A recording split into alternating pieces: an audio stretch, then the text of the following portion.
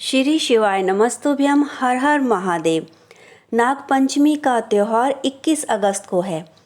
इस दिन सोमवार भी है, यानी कि एक दिन में दो त्यौहार पड़ने से यह दिन बहुत ही ज़्यादा महत्वपूर्ण होने जा रहा है।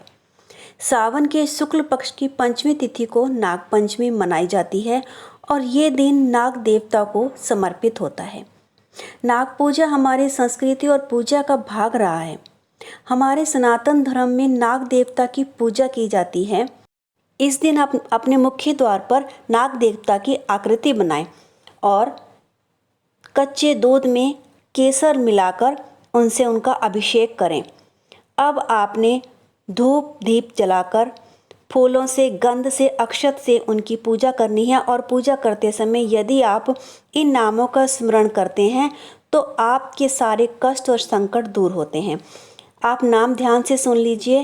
पहला नाम है अनंत, फिर वासुकी, शेष, पद्मनाभ, कंबल, करकोटक, अश्व, धृतराष्ट्र, शंखपाल, कालिये तथा तक्षक।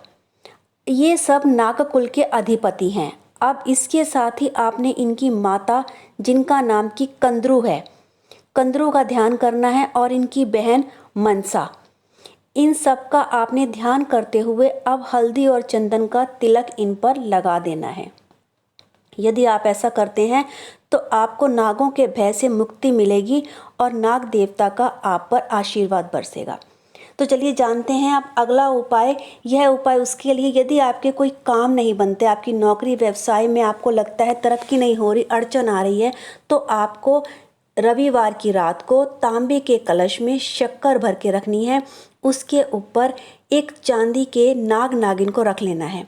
रविवार की रात को आपने इसको अपने सिरहाने रखकर पलंग से थोड़ी दूर रख लें और अगले दिन नाग पंचमी की सुबह सोमवार के दिन आपने स्नान से निवृत्त होकर एक कटोरी में थोड़ा कच्चा दूध लेकर उस नाग नागिन के ऊपर चढ़ा देना है और 2 सफ़ेद फूल भी उन पर चढ़ा देने हैं। और घर में ज़्यादा किसी से आपने बात नहीं करनी, चुपचाप से आपने यह सब लेकर के शिव मंदिर चले जाना है। अब आपने ये सारी की सारी शक्कर, नाग नागिन, फूल, यह सब कुछ आपने शिवलिंग के ऊपर समर्पित कर देना है और कलश को वापस ले आना है। आपके जीवन में जितने भी कष्ट हैं, संकट हैं, काल सर्प दोष है या जो भी जीवन में कार्यों में अड़चन आ रही है, वह देखते ही देखते दूर हो जाएगी। बहुत ही सरल उपाय है, आप इसे ज़रूर करिए। ऐसा मौका बार बार नहीं मिलता क्योंकि यह उपाय नाग पंचमी के दिन ही किया जाता है। अब दूसरा उपाय देखिए। यदि आपके घर में नकारात्मकता ऊर्जा बहुत ज़्यादा है, लड़ाई कलेश झगड़े रहते हैं, तो नागपंचमी के दिन शिवलिंग पर आपको सबसे पहले जल अर्पित करना है। अपने घर से जल लेके जाइए, वह अर्पित करिए और एक शमी पत्र आपने शिवलिंग पर चढ़ाना है आस्तिक मुनि का नाम लेकर के।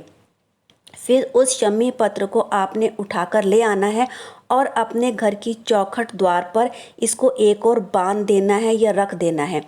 आपके घर में बागीचे में एक सर्प प्रवेश नहीं करेगा।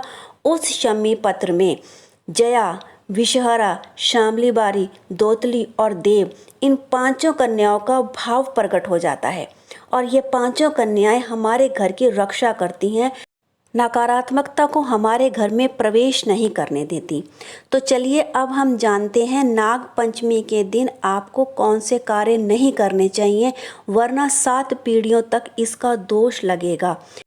क्योंकि हमारे हिंदू धर्म में नाग को देवता माना गया है और हम उनकी पूजा करते हैं, तो ऐसे में आपको सर्प को कभी नुकसान नहीं पहुंचाना चाहिए। लेकिन खासकर नाग पंचमी के दिन सांपों को बिल्कुल भी कष्ट ना पहुंचाएं, क्योंकि ऐसा करने से जो हमारे वंशज हैं उनको नुकसान होता है। और इस दिन किसी भी कार्य के लिए ज़मीन की खुदाई ना करें।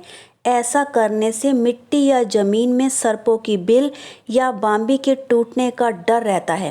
कहते हैं सांपों को नुकसान पहुंचाने पर वंश का नाश होता है और आपको संतान सुख की प्राप्ति नहीं होती। ऐसी मान्यता है कि इस दिन जीवित सांप को दूध नहीं पिलाना चाहिए। दूध उनके लिए विष के समान होता है। सिर्फ उनकी प्रतिमा पर ही दूध अर्पित करना चाहिए।